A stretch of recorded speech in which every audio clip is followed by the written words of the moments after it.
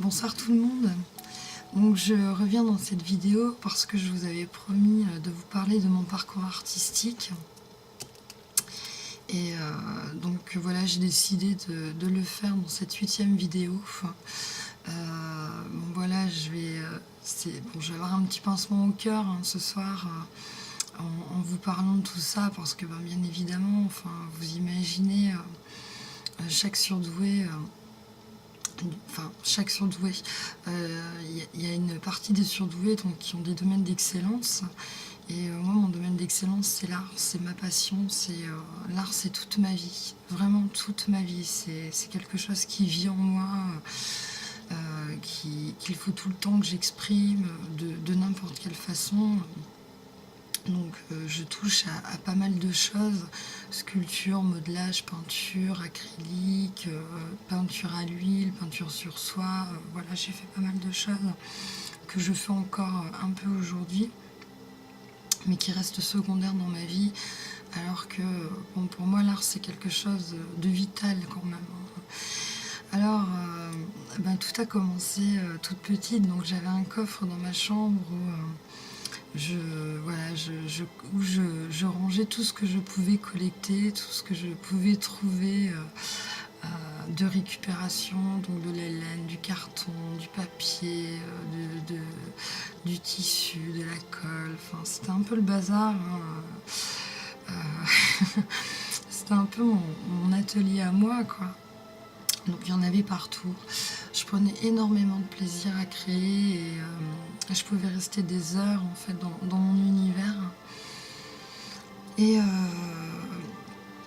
ensuite, voilà, l'art n'a plus été qu'un plaisir, mais aussi une manière de dépasser aussi certaines épreuves qu'on peut rencontrer dans la vie. Donc je suis enfant de parents séparés et l'art m'a permis à une certaine période de pouvoir exprimer en fait tout ce que j'avais en moi, parce que en tant que surdoué, on reçoit les choses avec beaucoup plus d'émotion. Et voilà, tout ça, l'art m'a aussi permis de dépasser beaucoup de choses dans ma vie et d'en sortir la tête haute et toujours plus forte, quoi. Je me suis jamais laissée abattre. Voilà, il y a eu l'art, il y a eu l'écriture, il y a eu la peinture, il y a eu pas mal de choses. Et en fait, tout a commencé dans la reconnaissance de mon travail, tout a commencé en primaire, donc en CM2. J'ai eu un enseignant qui m'avait repéré dans la classe et qui m'avait confié le cahier de poèmes de la classe et pour les illustrations. Malheureusement, cet enseignant nous a quittés en milieu d'année. Il est décédé d'une maladie. Et l'enseignant qui a pris sa place a tout arraché. A arraché tous les travaux qu'on avait fait avec notre enseignant. Donc, tout a disparu de cette manière-là. Donc là, ça a été un peu déjà la première claque, je dirais, dans mon parcours artistique.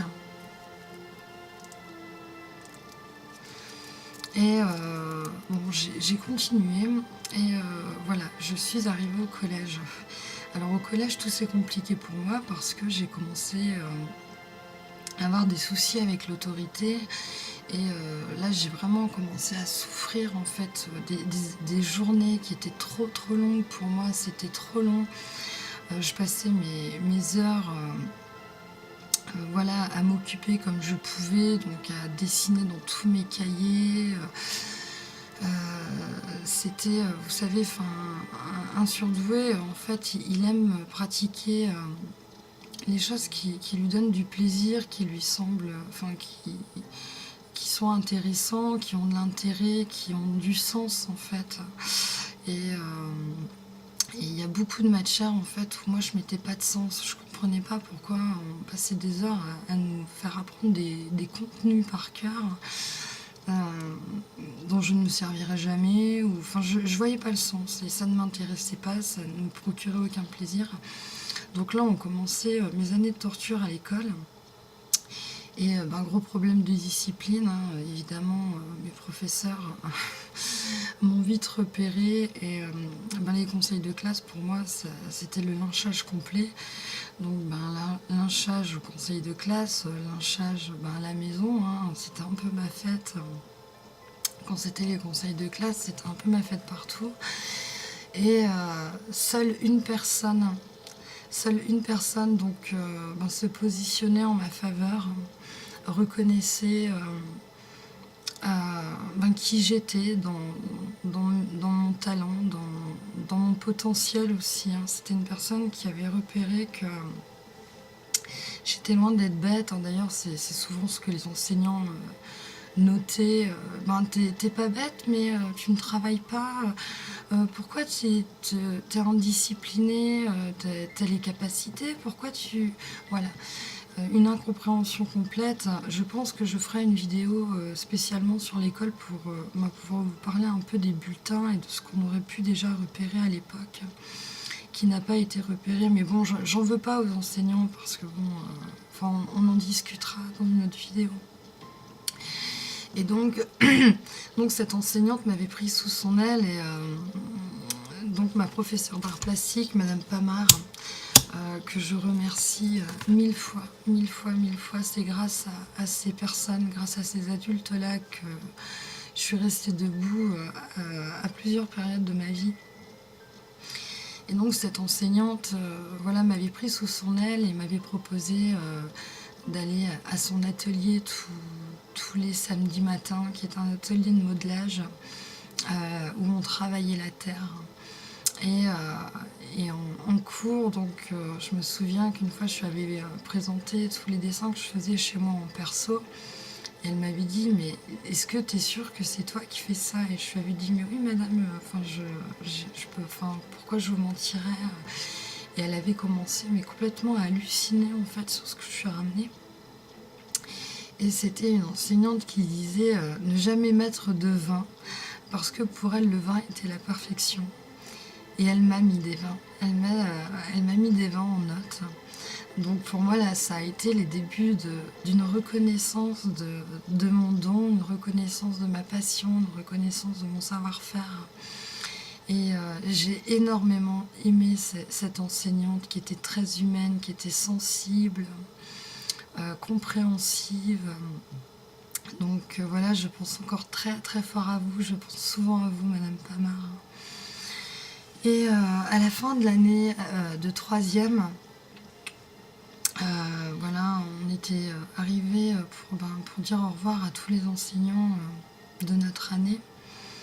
Et Madame Pamar est venue me voir et m'a dit, écoute Armelle, j'aimerais bien te montrer quelque chose à l'atelier. Donc je m'y suis rendue avec elle.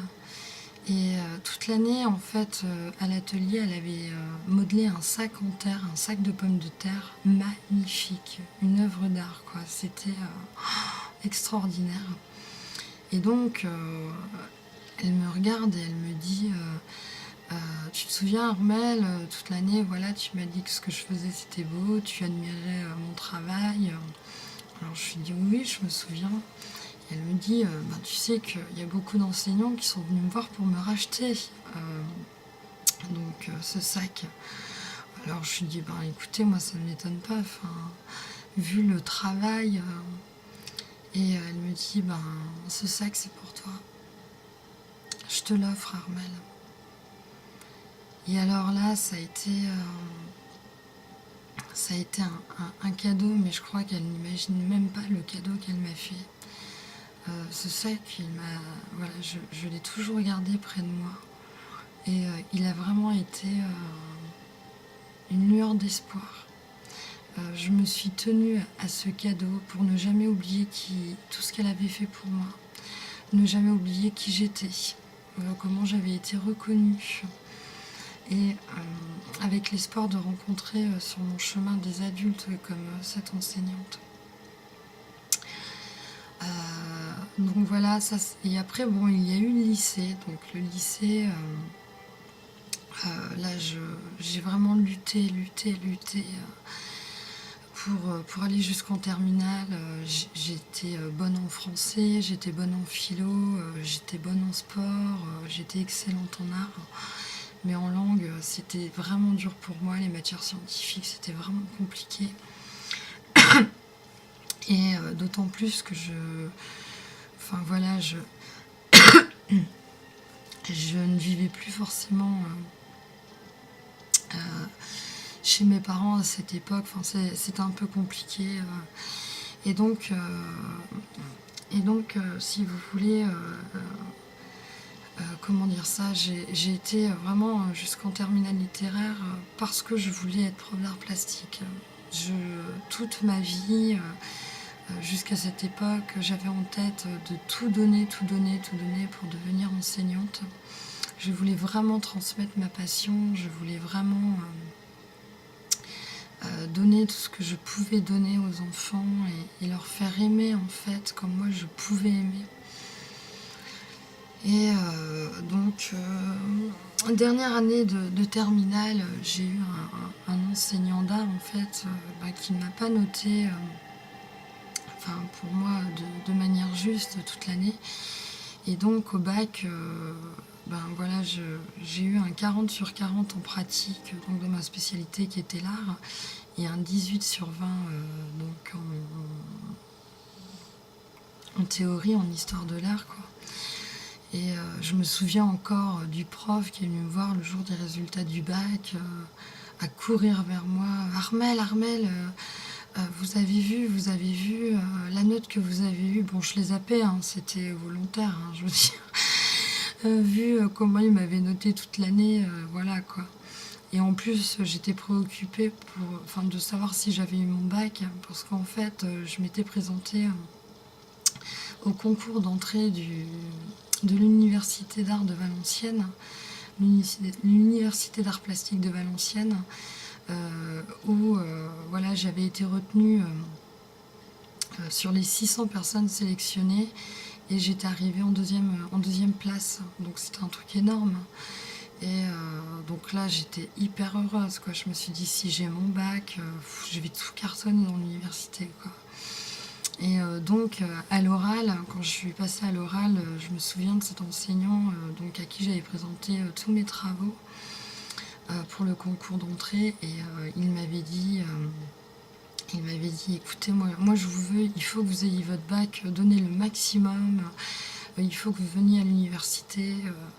Et je lui avais dit, mais je vais tout donner, enfin, si vous saviez déjà tout ce que j'ai donné pour être ici devant vous aujourd'hui, mais vous n'imaginez même pas tout ce que j'ai donné, comment je me suis tirée, quoi, toutes ces années. Et en fait, je n'ai pas eu mon bac. Donc je me suis complètement plantée en langue, ça a été... donc à cause des langues, j'ai tout planté, quoi. J'ai tout planté. Et là, je me suis un peu résignée parce que de toute façon, il fallait que je trouve de l'argent pour vivre. Je ne vivais plus chez mes parents et j'étais déjà partie depuis l'âge de 16 ans. J'étais revenue entre deux. Et puis je vivais en foyer, après j'ai vécu chez des amis, c'était un peu la fiesta tous les soirs, enfin je vous laisse imaginer, pour bosser en foyer, c'était un foyer jeune travailleur, un truc de fou, enfin, personne ne travaillait, quoi, et on avait tous des histoires de vie de dingue. Et donc voilà, et j'ai eu la chance, et donc je remercie la ville de Lille, vraiment. J'ai eu la chance de trouver du travail et de travailler sur un dispositif expérimental qui s'appelait l'ARVEJ, aménagement des rythmes de vie de l'enfant et du jeune. Et on nous permettait, donc je travaillais en tant qu'animatrice culturelle d'art plastique, et on nous permettait en fait une liberté complète en fait au niveau de nos projets avec les enfants. Les enseignants avaient les enfants le matin et nous on avait les enfants l'après-midi. Donc j'avais un petit groupe d'enfants de CP toutes les après-midi, Donc avec qui je me suis éclatée, enfin les projets que j'ai mis en place. Voilà, on a travaillé, donc on travaillait avec les enseignants, on travaillait avec les partenaires du tissu associatif du quartier. Et là aussi, j'ai fait vraiment des belles rencontres. J'ai mis en place des projets autour du Petit Prince de Saint-Exupéry, Matisse. Je pense que les enfants s'en souviennent encore. On a vécu vraiment quelque chose de merveilleux. Ce dispositif nous a donné la possibilité de vivre franchement un rêve. Un rêve. Les enfants étaient super épanouis, moi j'étais super épanouie. Donc de très très bons souvenirs de cette période. Et donc voilà, hein, j'ai vraiment eu du résultat au niveau artistique, quoi. Les enfants voilà, étaient complètement emballés. Et puis ben, moi j'étais un peu dans ce que je voulais faire, dans ce que j'avais toujours rêvé de faire, quoi. Transmettre ma passion. Et les enfants l'ont senti, l'ont ressenti. Je pense que... Et durant cette année, j'ai travaillé donc, avec une personne aussi du tissu associatif du quartier de l'île Sud, Jean-Paul, que j'embrasse, que je n'ai jamais oublié, que je remercie 1000 fois. Donc, qui m'avait invité à venir apprendre à sculpter dans son atelier. Et Jean-Paul m'avait offert un morceau d'ébène qui avait 50 ans. Il me l'avait offert voilà, pour un projet. J'ai créé un projet de jeu de société. Il me fallait du bois, un bois spécial, un bois précieux. Et il m'a fait ce cadeau, donc un cadeau que je n'oublierai jamais. Jean-Paul, je ne t'ai jamais oublié. Les échanges au niveau artistique et créatif avec cette personne ont été énormes.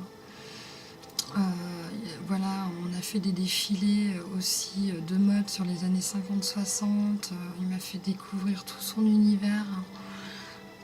Voilà, je pense que lui aussi était surdoué avec le recul maintenant. Enfin, moi j'avais une connexion avec cette personne qui était énorme. Voilà, c'était deux univers qui se rencontraient et connectés à fond, quoi. Donc petit clin d'œil à Jean-Paul. Et voilà, donc ça c'est pour la partie professionnelle et en perso. Et donc j'ai commencé à créer, à reprendre en fait au niveau de la peinture. Lorsque j'ai eu mon indépendance, donc mon premier appartement, voilà, boulevard de Metz à Lille, à l'âge de 20 ans. Et voilà, je créais, et j'avais une manière, enfin voilà, j'avais, comment vous dire ça, j'avais développé comment on appelle ça, enfin voilà, j'avais une technique, voilà, j'avais développé une technique dans mon travail que moi j'avais encore jamais vue. Et donc, j'avais un principe à cette époque, c'était de ne surtout pas vendre mon travail. Pour moi, c'était la plus belle chose que je pouvais faire, c'était de l'offrir. Et dans ma tête, c'était de me dire que j'avais reçu un don et que je n'avais pas le droit, en fait, d'en tirer profit. Sauf que, à cette époque, voilà, je suis tombée sur une personne qui, elle, par contre, a pensé au profit. Et donc, a copié, en fait, tout mon travail et l'a vendu. Donc, un soir, je suis rentrée dans un bar boire un verre. Et j'étais avec une amie, G, elle se reconnaîtra. Et là, j'ai fondu en larmes. Je suis arrivée dans ce bar et j'ai vu tous les copies de mes travaux. Je me suis effondrée. Je suis partie voir le patron du bar. Je lui ai demandé des explications. Il m'a dit qu'il avait racheté ça à un artiste. Bon, je savais de qui il parlait. Et en fait, cette personne qui a copié en fait tout mon travail m'avait proposé en fait au départ un hangar, m'avait emmené dans un grand magasin pour acheter en fait tout le matériel dont j'avais besoin. Donc en fait, lui, tout était calculé dans sa tête. Il m'avait proposé d'entreposer tout mon travail dans son hangar, ce que j'ai fait. Et en fait, il a tout déchiqueté, quoi. Il a tout déchiqueté pour comprendre, pour connaître ma méthode de travail, pour tout copier. Et voilà, lui s'est fait de l'argent sur moi, donc j'ai porté plainte. Je n'ai pas eu de gain de cause, alors que cette personne a pourtant, voilà, a pourtant dit la vérité, hein, qu'il m'avait volé mon idée, qu'il m'avait arnaqué, quoi. Et donc, enfin, je ne vais pas rentrer dans les détails parce que ça ravive trop de choses douloureuses. Voilà pour cette partie.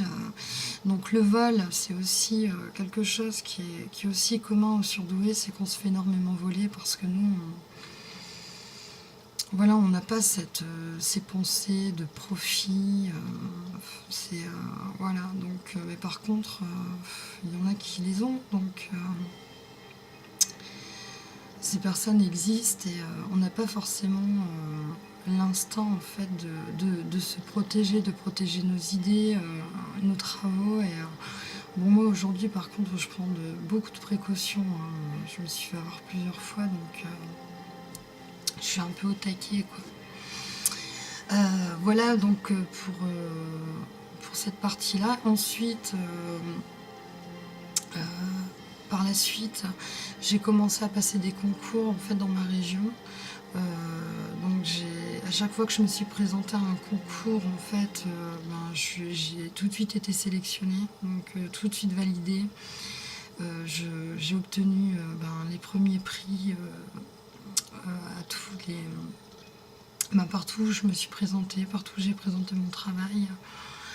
Le 6e salon d'art de Montoire, le 6e salon d'art chrétien de Montoire, premier prix.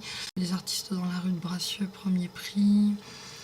Concours des jeunes talents de Loir-et-Cher, conseil général de Blois, premier prix. Je suis arrivée, j'ai obtenu le concours, j'ai exposé dans le cloître. Qu'est-ce que j'ai encore eu en premier prix? J'ai eu plusieurs premiers prix. De toute façon, vous pouvez retrouver ça sur internet. Vous avez tous mes articles de presse, tout mon parcours en fait, expo, concours. Et bon voilà, là je suis en pause. Donc je continue un peu à créer, mais voilà, pour le loisir, quoi. J'ai un peu arrêté toute mon activité, ça me manque énormément. Et voilà, je reste un peu... je sais pas quel terme employer, mais... je ne pourrai jamais réaliser mon rêve, quoi. Je ne serai jamais enseignante d'art. Jamais. Donc, vous voyez, j'ai tenté vraiment par tous les moyens pour atteindre mon but, et j'ai eu trop d'obstacles, trop d'obstacles. Donc voilà, ça c'était pour la partie artistique.